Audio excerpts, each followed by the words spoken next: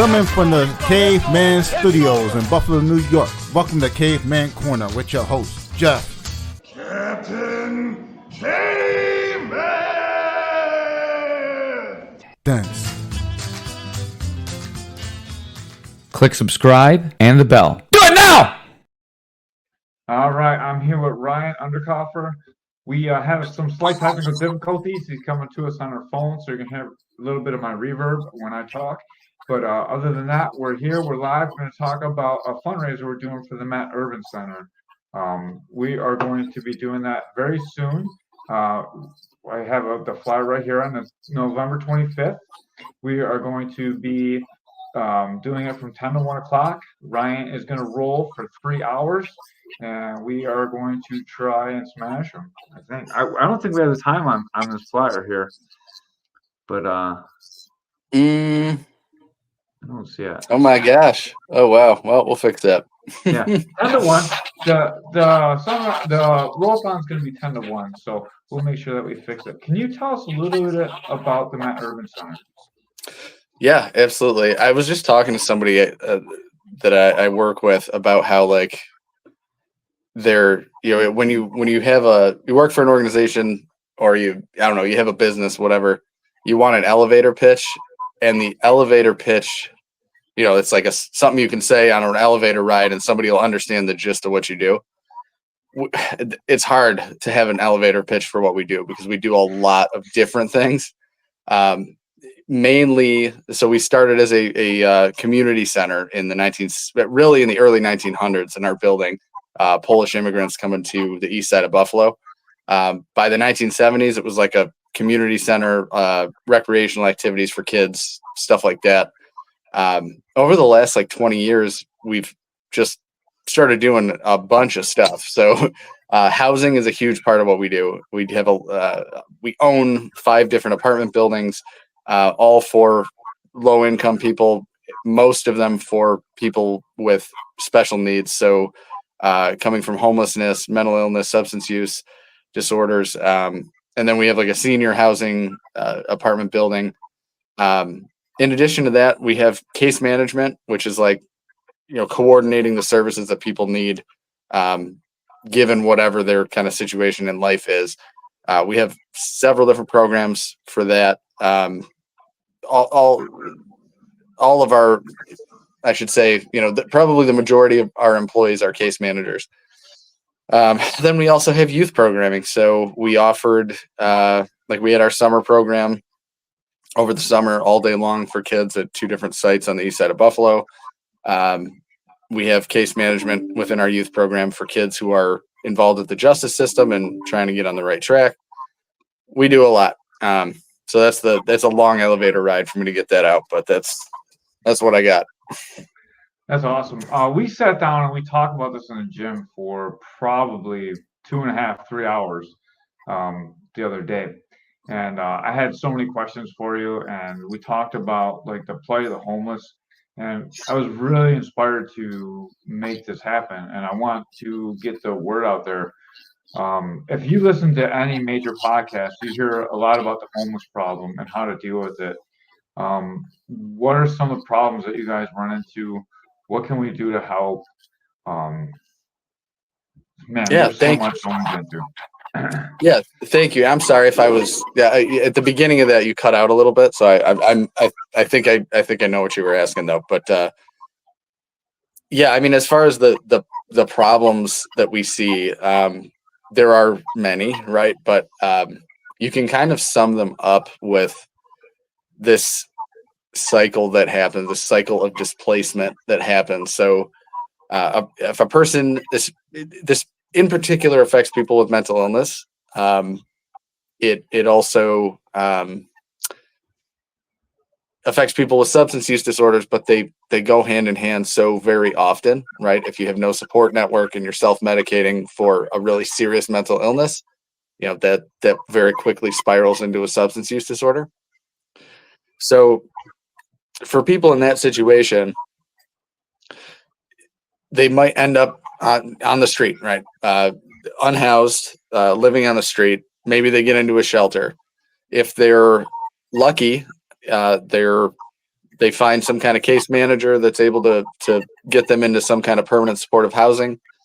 But without real support, without support that's like really taking care of what they have going on and the problems they're facing, it's very easy for that person to end up getting evicted and being homeless again.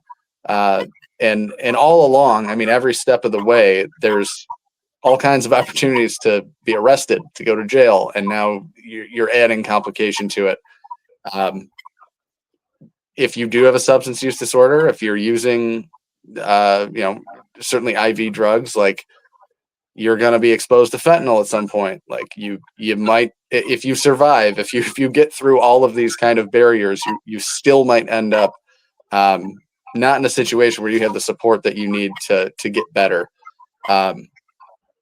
If you're, what we kind of, I'll say the way that we're trying to approach things going forward, like heading into 2025, is looking at permanent supportive housing which is the bulk of what we do. That's the word for housing with case management involved. So it's not just an apartment building, it's apartment building, but we have people who are there to really help you get on your feet. It needs to be as intense as you can get it, because a lot of people are on the edge of needing to have a higher level of care, like some kind of in-home care. And often people are in situations where they are, I mean, we're all one bad decision away from an arrest, but when you're, if you have a substance use disorder, it's like an everyday threat.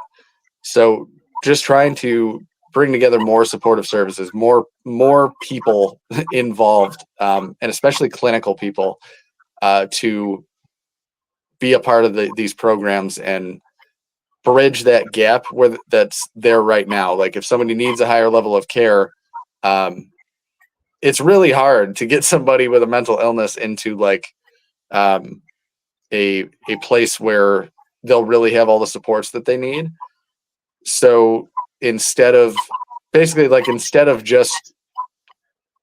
I don't know, I don't want to say like, instead of just like throwing up our hands and be like, that's how it is. I'm really looking to improve our programming so that we're filling that gap a little better. So let me restate what I just heard. Mm-hmm. So what happens is you deal with people with substance abuse and nowhere to go. You put them in an apartment, and right now there's not a lot of help for them in the apartment. They're just and they are what they are. And you're trying to add more people to help them case manage in each apartment. So like there's people to help in each apartment, correct? So there is help. So they do get help. So we do have case management, and it's a huge step up from unsupported housing. It's way better, right? It's a much better situation. But there's a subset of people who, and a good number of people we work with end up getting into way better situations, and it's like the best part of the job. It's amazing. We have a couple people who work for us now, who we met through these programs, and they got on their feet, and it's just awesome. That's the best thing ever. But there's a subset of people who have needs that are really hard to meet in a traditional permanent supportive housing setting, who are kind of on the borderline of like maybe need a higher level of care, like some kind of assisted living or some kind of there's all kinds of different ways that can look. But basically the answer, as we see it, given the program we already do, is to bring in more people who are able to support the case management, also provide like crisis intervention. So in a situation where someone is having a mental health crisis, or some kind of anything connected to substance use or mental health disorders, someone who can de-escalate that situation and get them what they need to get better. But my man Butch, no, not exactly an Oxford house. we're not faith-based, first of all, but also actually, maybe I'm thinking of something. Maybe I'm thinking the Oxford that AA thing. I forget what they call it, the Oxford group or whatever. I don't think I know what an Oxford club is, but sorry, what was I saying? So to connect people with services like in the midst of a crisis, that is one way to prevent like the sort of the arrest part of that cycle, right? If you're having a mental health crisis, a lot of times that ends in an arrest. You know, if you're acting out in a way that's making people feel unsafe. But if you have a professional person who can de-escalate that situation, you have a chance to intervene and like get them treated versus getting arrested. And it's not to say that BPD doesn't try to do that. They really do. But we avoid that escalation if we have the right kind of intervention in-house. Anytime there's an interaction. And sorry, and one more thing. So the other thing is having. Go ahead. I'm sorry. No, you go ahead. Well, just the other piece is like having more clinical staff. So people who are like licensed clinical social workers or potentially like licensed mental health counselors who can like really respond in a more clinical way, I guess, to put it simply. And really connect people with like just have a better handle on how to respond to these situations.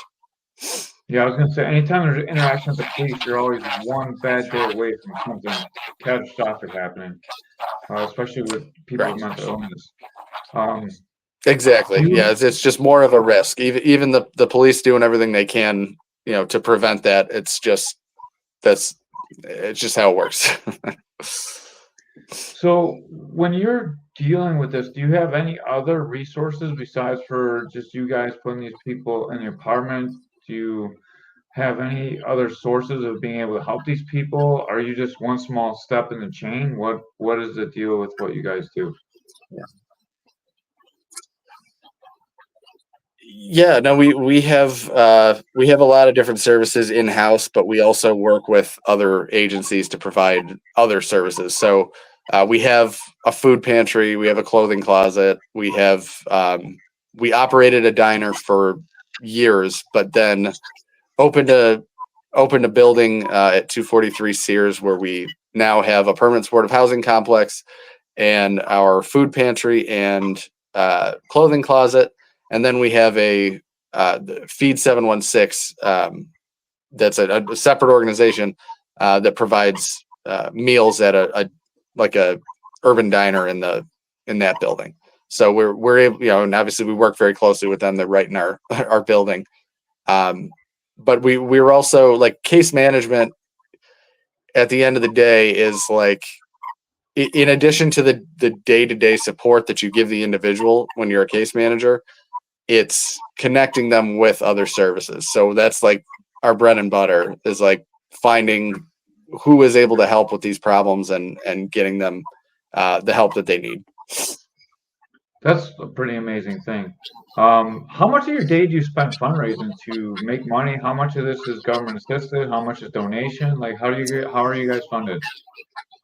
So that's a great question. So we are last year's financials for us. We were like, it was around 1% of our budget was fundraising. That's not enough.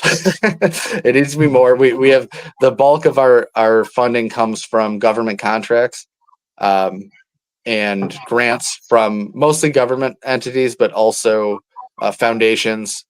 And again, we do get private donations, but it's a very small part of our budget.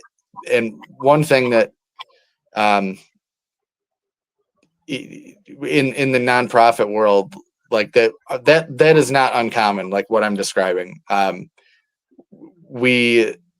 it really creates an issue because when you get money from a government entity, there's always a cap on what you can spend on administration.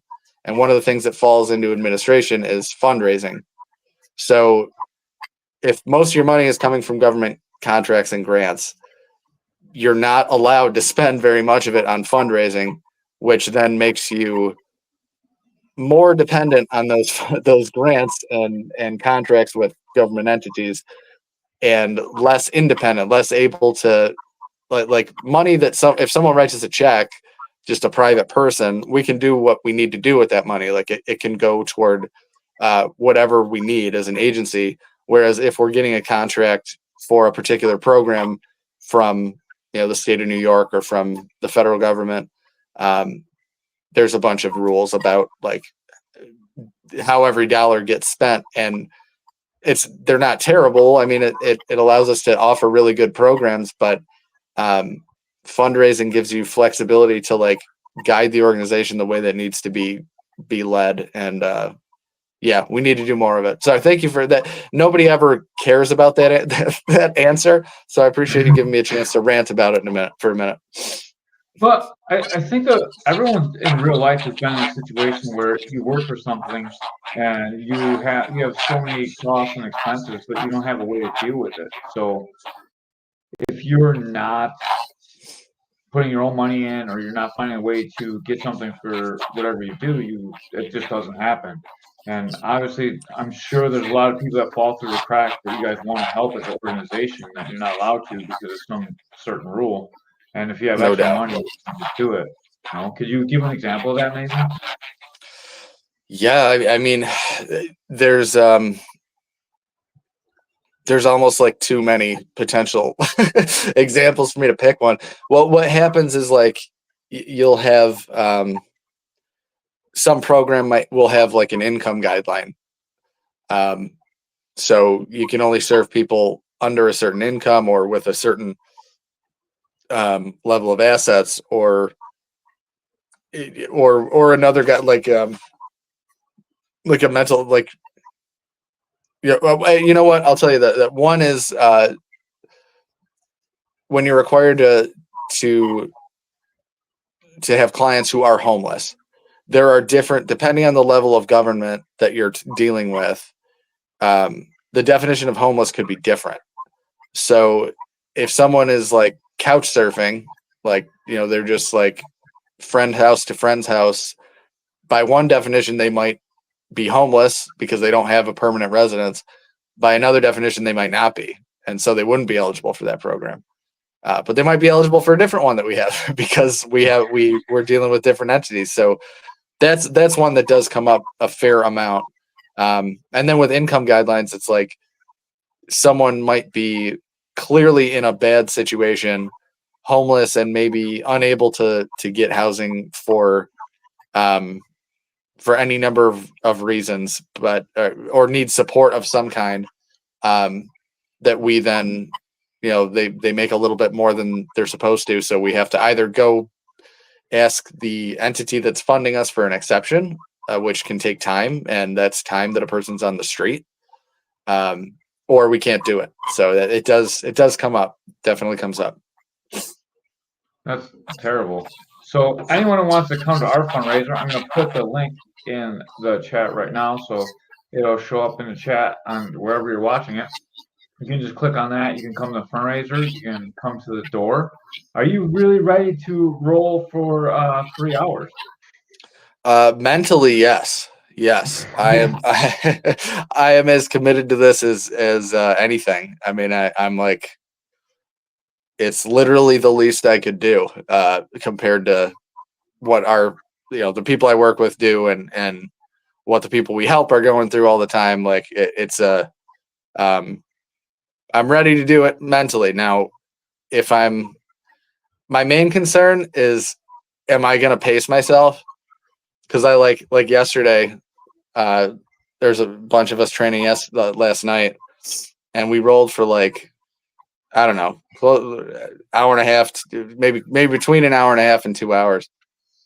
And we're like doing the math. It was like, I think it ended up being like 11 or 12 rounds. And I'm like, when I started, I was thinking like, okay, I'm going to try to pace myself this whole time. And then I start rolling with like Ilfrey, and I'm like, no, I can't. I get like, it's just going to be more fun.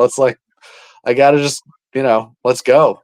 So Here's a rule I did, and this might help you. If you tap the guy, rolls over. Interesting. I get a rest. Interesting. That interesting, and that's interesting because it's gonna. Yeah, on the one hand, it's gonna. It could. Yeah, I don't know. I gotta think about that because if I'm hunting for the tap too hard, I might be better off just taking it easy for 5 minutes than going all out for 2 minutes. You know, to try. Yeah, I got to think about it, but that's a good rule. That's gonna play into the strategy too. Like it's a lot easier to like just let someone that's not really pushing the pace that hard just sit in your guard for 5 minutes than is to try and tap them. But some of those guys that are wild, it's just easy to tap them and take 3 minutes off too. Yeah. No, you're right. You're right. I knew I was gonna ask you on here for some roll-a-thon advice, so I appreciate that.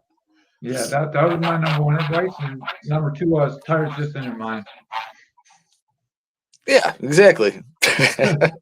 Just flat. Well, I was telling Ilfrey yesterday, like when we were done, because he's got a 1-year-old, and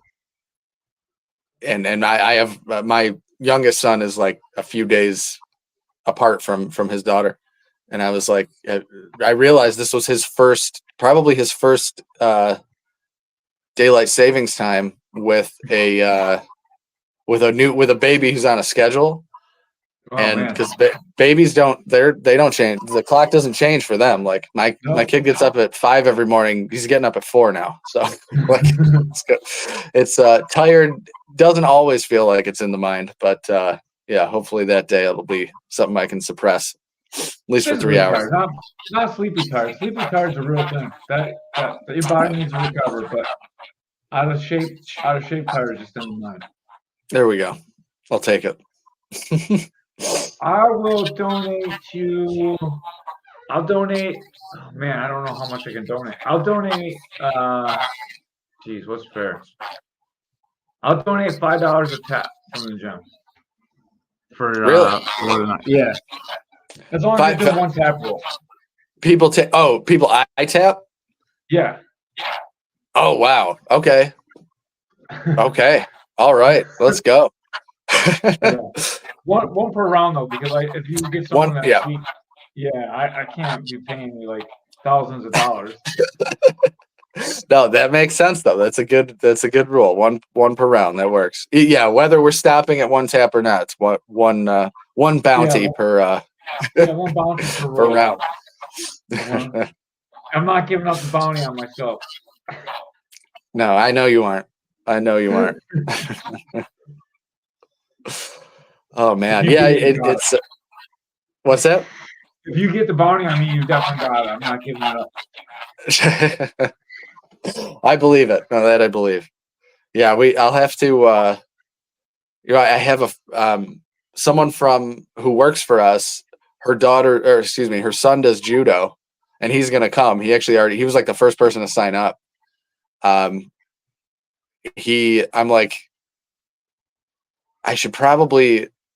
I don't know if he knows the rules, and like, I don't want to just pull guard on him and like, put him somewhere he's not. He doesn't know about it, but I also don't want to get like tossed on my head the first round. So I'll have to think about that. I also might do no-gi first. What's that? Yeah, just sit guard. Sit every time. You don't even got to touch. It's gym rules, so whatever you want to do. Yeah. I keep thinking about that too. It's like how much. I don't know. I just love wrestling, but it's so tiring. It just takes a lot out of you. And then you gotta say if you're gonna do the wall or not too, because people will try to push you on the wall and be like, "Hey, we touched the wall. We gotta reset." Interesting. I feel like I don't know. I'm going into it. I'm like, no, we gotta definitely use the wall. I mean, honestly, I use the wall sometimes to rest. So it's not. I'm not. Yeah, I don't mind using it. I would rather I feel like a reset would hurt me more than it would help. For sure. Man, I can't believe you're gonna do it. I'm so excited for this. How many people do you think we can get through? Man, I don't know. I'm nervous. I'm nervous about getting enough people. I want to be able to first of all, I want enough people to go the whole time, like that's like 30 rounds with just me, like that means, yeah, I assume I'm going to double up some people, but like I still need enough to like last the whole time. And then, go ahead. Sorry. I did 22 on the 4th of July, and then 22 different people. And then Butch didn't roll with me, so that would have been 23. John didn't roll, obviously, so that's 24. Forrest didn't roll, that's 25. And then I did like 5 more rounds with Muhammad after because he wanted to train more. So you definitely get your 30 rounds in, no problem. Good. Okay. Good. Yeah, I'm hoping. I'm doing what I think I can, to get the word out. Apparently, I'm not telling people what time it's at, unfortunately, but I'll fix that on Monday and get that out. I didn't notice it now when I brought it up. I was like, where's the time? Same. I've shared that thing a million times and never noticed it. I mean, it got through a couple of us at work looking at it without realizing it. So yeah. I mean, if you go to the link, I think it says, but anyway. Every time we post it, we always put the time on it. So that's maybe why we didn't realize it. Like I posted a few times too. Yeah, I think you're right. Every time I caption it or whatever, I do say the time. So yeah. Well, we'll fix it though. I wanted to have it on there. Yeah. I didn't mean to throw you under the bus right now. No, I'm glad you told me. I didn't think about it. I seriously did not realize till you told me, but we got to fix it. We will though. But that, I mean, I don't know how many people are coming. I'm like trying to, I've trained a few different places. I mean, I've trained, what I would say way longer than most purpose. So I've been a lot of places and have met a lot of people who are still training. So I'm hoping people come out. That would be awesome. Why don't we go through your jiu-jitsu journey, man? I've never actually really talked to you about this. So what started you in jiu-jitsu? Walk me through all the gyms you've been through and white to purple. Yeah, sure. Cool. Yeah, I started when I was in high school. Like it was like I'll start. I did karate from when I was like 9 till I got my black belt when I was like 16 and 17. Yeah, 16, I guess. But when I was like my freshman year of high school, I had an uncle who liked UFC and would get the pay-per-views sometimes. So I started watching it and got like obsessed with it. And like, I remember getting like, that was like early days of ordering anything online really. And I remember like getting a Walmart gift card for Christmas and finding UFC DVDs and buying those. And I would watch that stuff. And I was on, I don't know if you remember, it might even still be around, but like the Bullshido forums. Did you ever go on there? Sure, it's still around. Yeah, okay. I went on there all the time at that point, and it was like the whole thing was like you got to do jiu-jitsu. It's the only thing that works. And obviously that's people have different attitudes about that now that like people have figured out how to strike successfully in the UFC and in mixed martial arts. Like it's a different conversation now, but the gist then was like do jiu-jitsu. It's the only thing that matters. That and wrestling. So I started wrestling in high school because that was available to me. There was no jiu-jitsu around. And then like my senior year, I went to, I think, was it Western New York BJJ at that time that Chuck had in Lockport? Yeah, it was what Chuck was running it in Lockport. It was on, man, I can never remember the name of that street, but if somebody said it, I would remember. But started training there for like the summer. Like my dad, we set something up with them. I remember Parker, the guy who the Papa Leo's guy. Yeah, he was there. He was like I don't know, running. I don't know what the relationship was or whatever, but he was like running some part of the business there. And I remember him and my dad working something out where he was paying for just the summer for me, and I was doing that after I had wrestled for a few years and had been doing karate. And then in college there was like a jiu-jitsu club, so I did that when I when I could. Then had a few years where I just like fell off and was not doing anything healthy. And eventually came. So I graduated high school in 2007, graduated college in 2011. And from, I don't know, it was probably 3 or 4 years before I started at Booma when they were on Main Street. That was probably it's probably easy to figure out, but I don't know. It was probably 2014, 2015, maybe 2013. I don't know. But yeah, started training there. And I remember the first day rolling with Keith, who was a purple belt at that time, and rolling with everybody. But I remember going up to the front desk the very first time I was there and taking my credit card out to sign up, and I was literally kneeling on the floor because I was so tired. Like I was like leaning up against the desk on my knees on the ground to set up my membership. So that was a nice impression to make. But yeah, I was with them for a long time. But took basically every time we had a kid, I would end up taking some time off. And so that, that took time out of it. But after a while, work schedules would change. I went to Niagara Falls BJJ because it was really close to my house. Ended up going back to Booma for a while.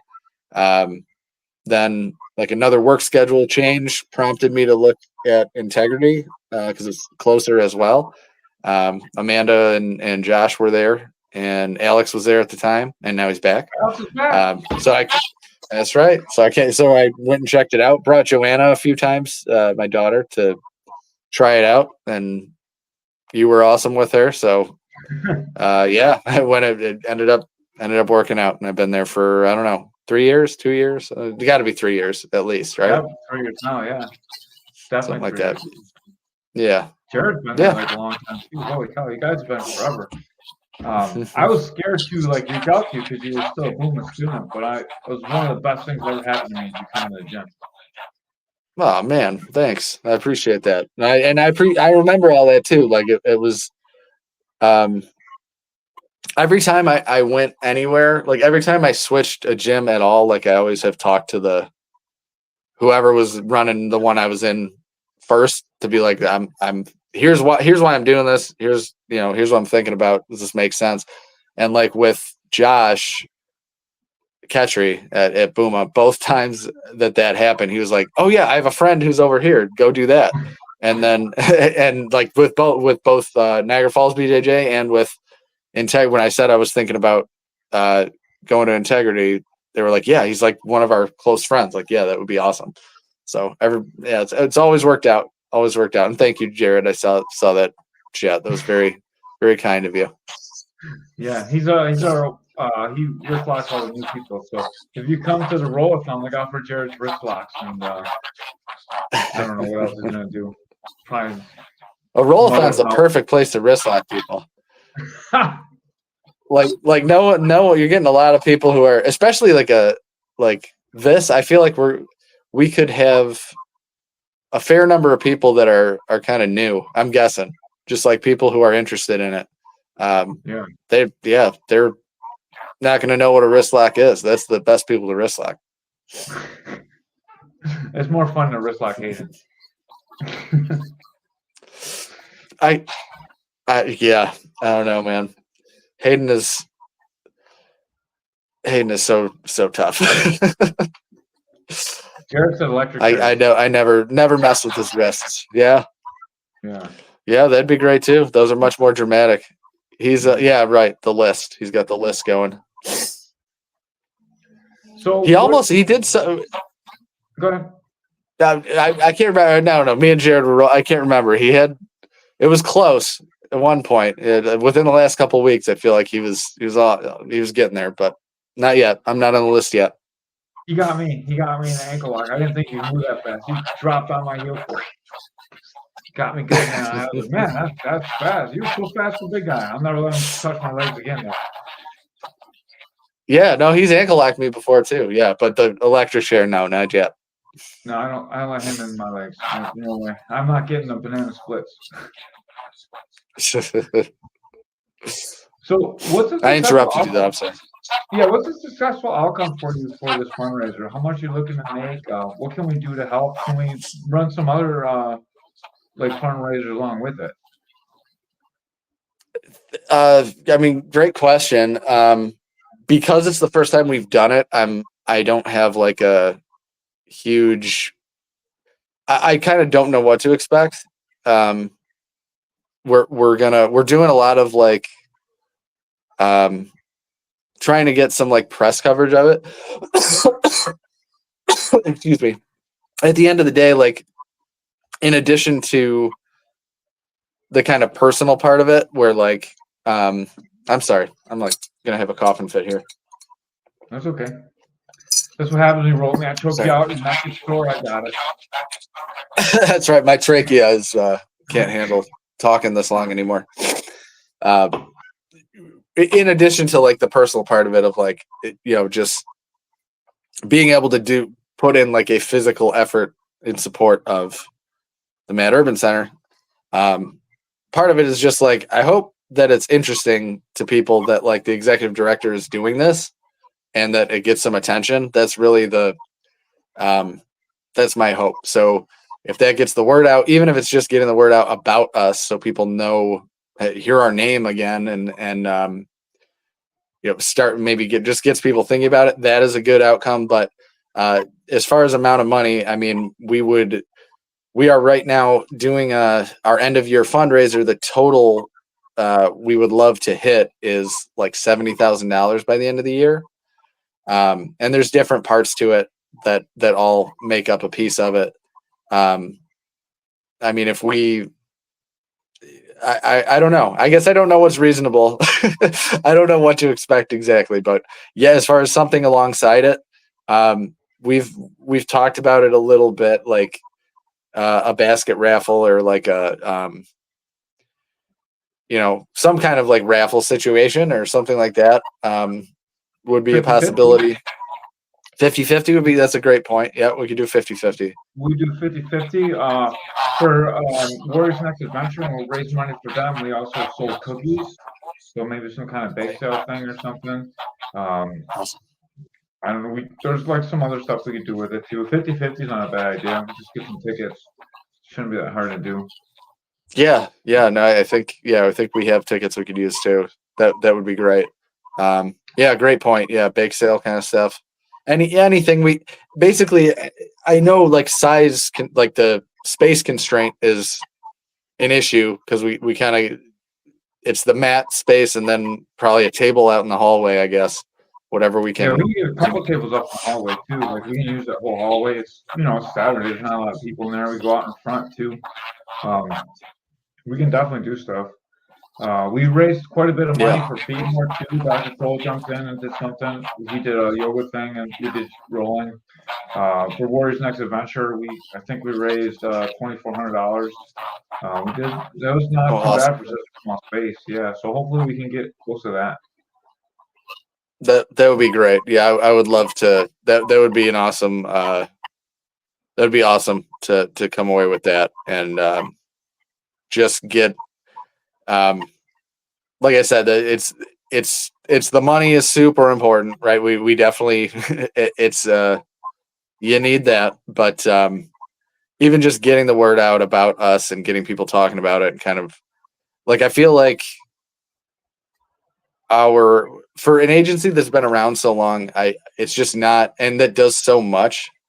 It's just not as well known as I think it should be. Like if you work in homeless like services for around housing insecurity, like yeah, you'll know who we are if you're in Buffalo, but outside of that, it's unless you like live on the east side or I don't know.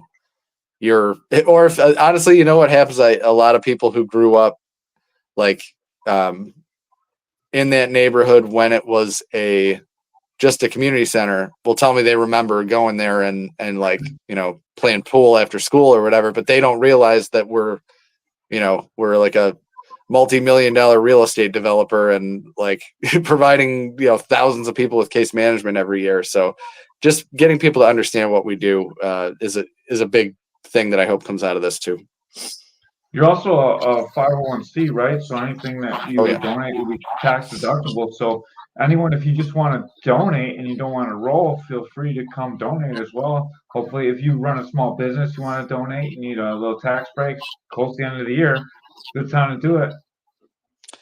Absolutely. Yeah. No, we're all set up to give you receipts and for your taxes, and yeah, we'd love support from anybody who can give it. I know there's a lot of people who there are a lot of small businesses, a lot of just people who would like to support the type of work we do, but if they don't know who we are and they don't have they don't have the opportunity presented to them, then they won't. So yeah, this is just another.